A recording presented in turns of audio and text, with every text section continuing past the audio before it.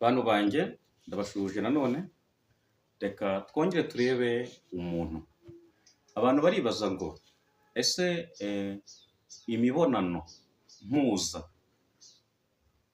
umubyeyi w'umugore ashobora gukora mu gihe atwite, ibishobora kugira ingaruka nziza, ibishobora kugira ingaruka nziza, hari icyo imarira umwana atwite? Igisubizo ni hoya. Iriya mibonano nta ngaruka twavuga ngo nziza, ngo umugore ategetswe kubikora kugira ngo umwana akunde akure, akunde abeho neza.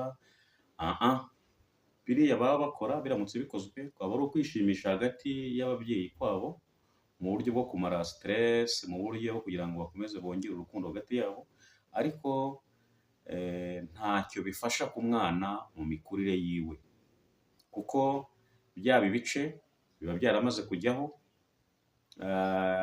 DNA ziba zaramaze kuboneka, kuba umwana yasa na papa, yasa na mama, biba byamaze kuba byarakozwe umwana agisamwa.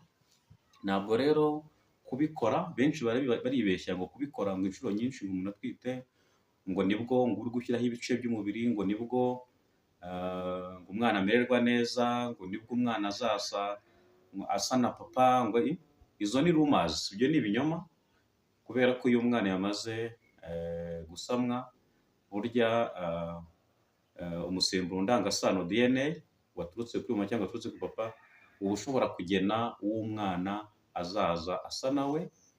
Ntabwo ubwo rero imibonano ikozwe nyuma yo gusamwa ntacyo imarira umwana, cyangwa se ntacyo imufasha, ahubwo igifasha gusa kuri papa na mama ku bijyanye wenda se no kongera amarangamutima y'urukundo rwabo, imibanire myiza yabo hagati yabo, ariko ntacyo ifasha umwana.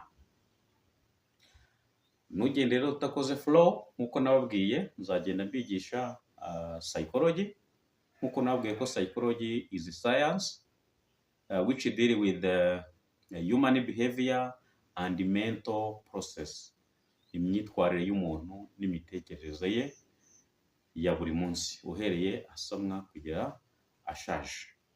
Ndabakunda cyane rero, ntugende udakanze subscribe kugira ngo tujye tubana mu biganiro bitandukanye, tugenda dusubiza ibibazo abantu bagenda bibaza bishingiye ku muntu in terms of psychology. Thank you very much.